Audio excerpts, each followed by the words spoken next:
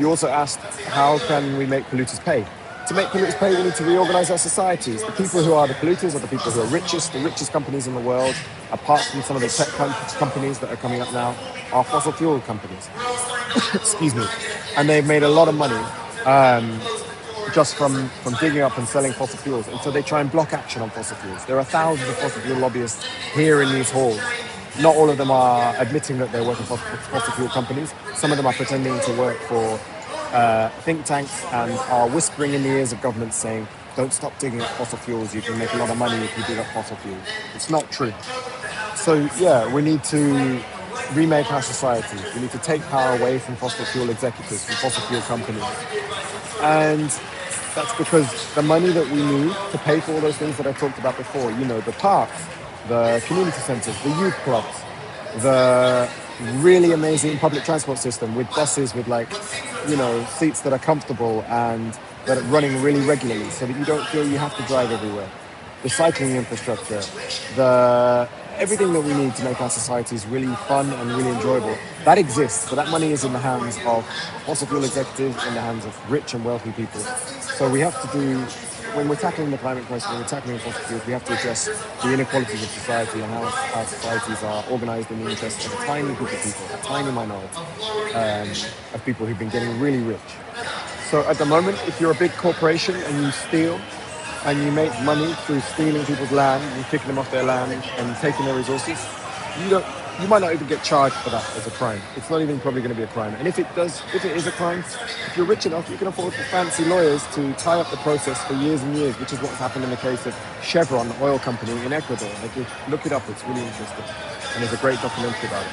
They've been suing the Ecuadorian government. They've been trying to attack environmental defenders to stop them from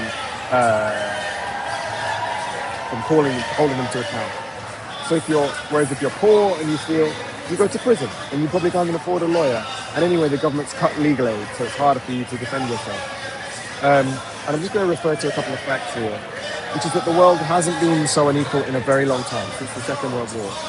So there's the inequality of global inequality between rich countries like ours in the UK and lots of countries in the global south, like Malawi or like Burundi or like St. Kitts and Nevis, where I have family, or like Bangladesh, where two of our partners we wanted to bring to the COP talks, but they couldn't come because they don't have visas, which is another issue of inequality.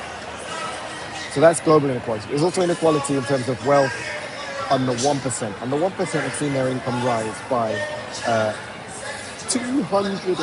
they have a net worth of $226 trillion.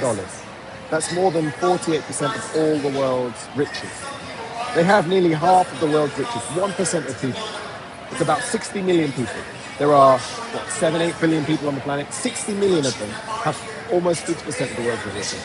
That's ridiculous. And that is why we are seeing a continuation of fossil fuel and the economy that relies upon fossil fuels. Because the economy and society aren't in the hands of the people who should be, of all of us, the many of us.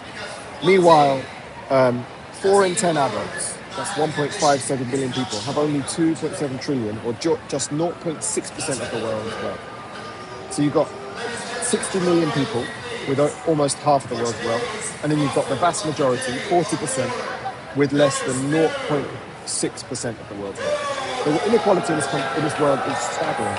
And it's that wealth that's hoarded by that 1%, by that 60 million people, that we need to seize from them and redistribute. Because that is what will pay for the societies that will be fairer, more fun, more equal, more dignified, and more hopeful.